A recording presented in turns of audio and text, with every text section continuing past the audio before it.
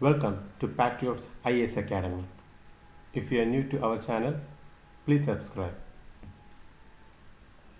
The first question. Consider the following statements about the vote on account in the Constitution of India. The statement 1 is, it helps in reducing the administrative paralysis arising from democratic procedures. The statement 2, vote on account is passed in both the houses of Parliament. See, first discuss an interim budget. What is an interim budget? An interim budget is presented by the government in the Parliament if does not have the time to present a full budget, or if the general elections are around the corner. So the vote on account passed through the interim budget seeks parliamentary approval for the government to meet expenses for a part of the fiscal year. So the statement 1, it helps in reducing the administrative paralysis arising from the democratic procedure. The statement 1 is correct. Vote on account is passed in both the houses of Parliament. The statement is wrong. Rajya Sabha has no role in the vote on account.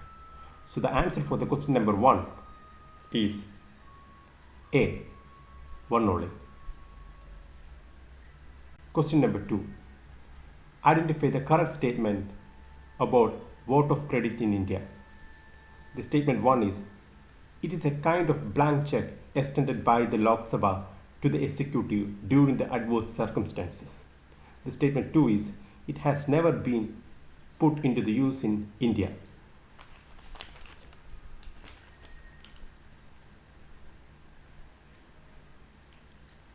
See, the Article 116 provides for the provision of vote of credit which is granted for meeting an unexpected demand upon the resources of India.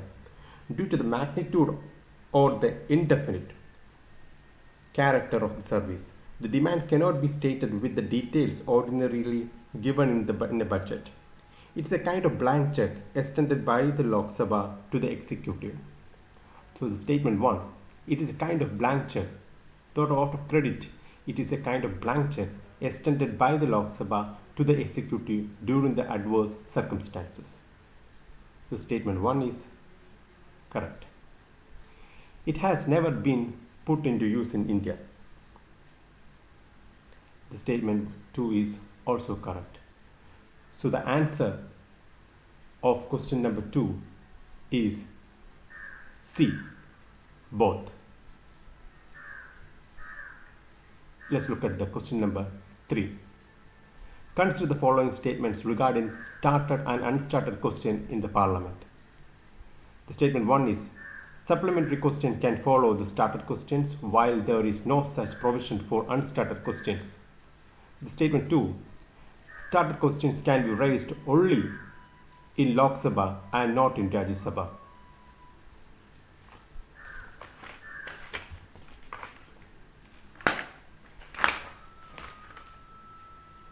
C, a started question requires an oral answer and hence the supplementary questions can follow.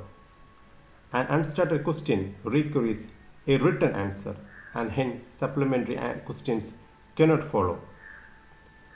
So the statement 1, the supplementary questions can follow the started questions while there is no such provision for unstarted questions. So statement 1 is correct. The started question can be raised in any house during question hour. So the started question can raised in any house. So statement 2 is wrong.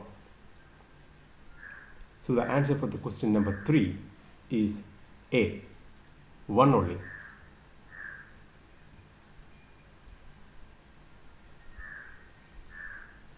Just look at the question number 4. Which among the following is a potential demerits of parliamentary form of government?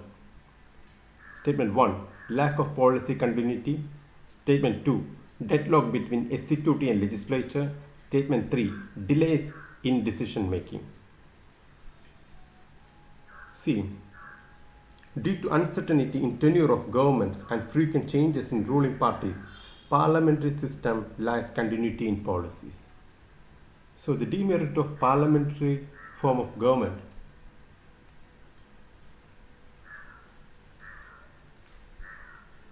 lack of policy continuity statement is true. The deadlock between executive and legislature.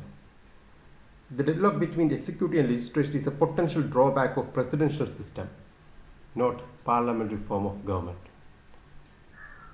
Executive responsibility towards legislature and the compulsions of coalition governments often delays the decision making in parliamentary form of governments. So, delays in decision making is a demerit of parliamentary form of government.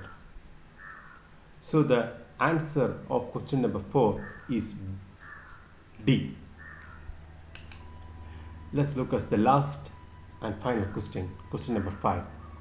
The concept of parliamentary sovereignty in the Indian constitution is limited in comparison with the British system. Which of the following factors acts a limitation on parliamentary sovereignty? Statement 1, sanctity of fundamental rights. Statement 2, provision for judicial review.